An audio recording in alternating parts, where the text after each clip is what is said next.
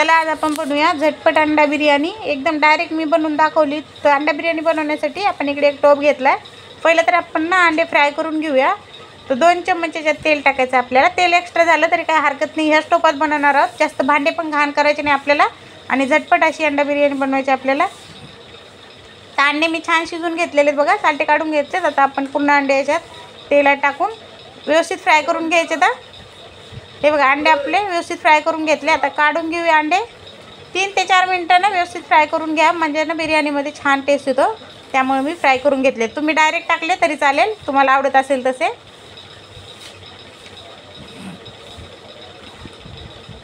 पूर्ण अंडे काढून घेतलेत. एक बटाटा मी बघा मोठं मोठं असं कट करून घेतलं. तर एक बटाटा मी टाकणार आहे.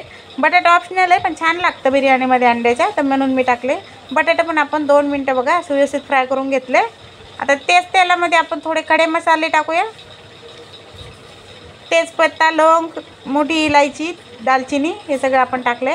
त्यानंतर 2 मोठे कांदे असे स्लाइसमध्ये कट करून घेतलेत, ते पण टाकायचे. आपल्याला कांदा थोडासा जास्त वापरायचा, म्हणजे कसं बिर्याणीला ना ग्रेव्ही टाईप होतं आणि छान चव लागते. कांदा आपण छान ब्राऊन होईपर्यंत फ्राय करून घेऊया.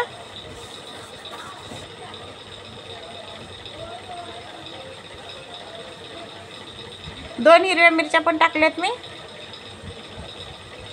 कांदा व्यवस्थित आपला फ्राय करून घ्यायचा आहे बघा. गॅसची फ्लेम फास्ट ठेवायची. तर कांदा आपला व्यवस्थित फ्राय झाला आहे. तर याच्यात 2 टमाटे मी घेतले, तर मोठे साईजचे होते, ते पण लाल कलरचे बघून घेतले. तर स्लाइसमध्येच कट करून घेतलेत बघा. टमाटो पण आपल्याला 2-3 मिनटं छान फ्राय करून घ्यायचे. त्यानंतर इथे मी पुदिना आणि कोथिंबीर बारीक चिरून घेतली. ते पण पुदिना कोथिंबीर भरपूर असं टाकला मी. बिर्याणीमध्ये पुदिना कोथिंबीरची चव छान लागते. आणि शिवाय आपण डायरेक्ट बनवतो आहे. 1 चम्मच आपण हळद टाकूया. 2 चम्मच लाल मिरची पावडर. तुमच्या घरात तिखट कमी खात असतील तर कमी टाका. माझे टाकलेलं तिखट खूप जास्त तिखट आहे, तर मी 2 चम्मच टाकले तरी.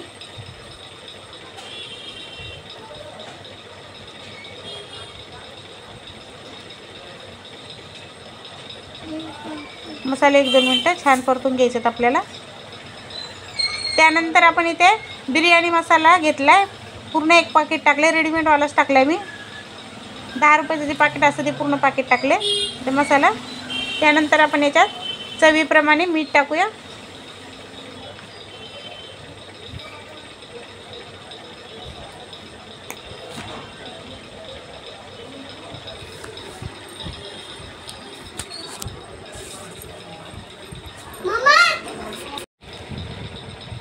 एक 2 मिनटं मसाले छान परतून घेऊया. त्यानंतर गॅसची फ्लेम एकदम स्लो ठेवायची, कारण आपल्याला याच्यात दही टाकायचं आहे. तर मी इथे 100 ग्राम दही घेतले. दही थंड टाकायचं नाही, नॉर्मल टेम्परेचरवरचं दही याच्यात टाकायचं आपल्याला. आणि दही व्यवस्थित मिक्स करून घ्यायचं आहे. आता तुम्ही गॅस बंद करू शकता, म्हणजे दही फुटणार नाही मसाल्यामध्ये. आणि व्यवस्थित मिक्स करून घ्यायचं आहे.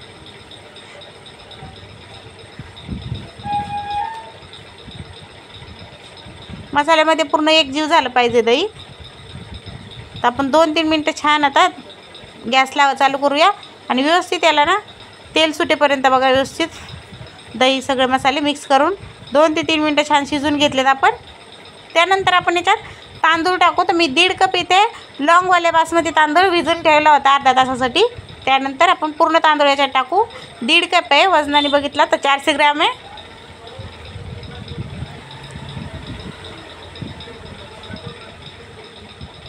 आता फक्त तांदूळ आपण मसाल्यामध्ये पहिले मिक्स करून घेऊया.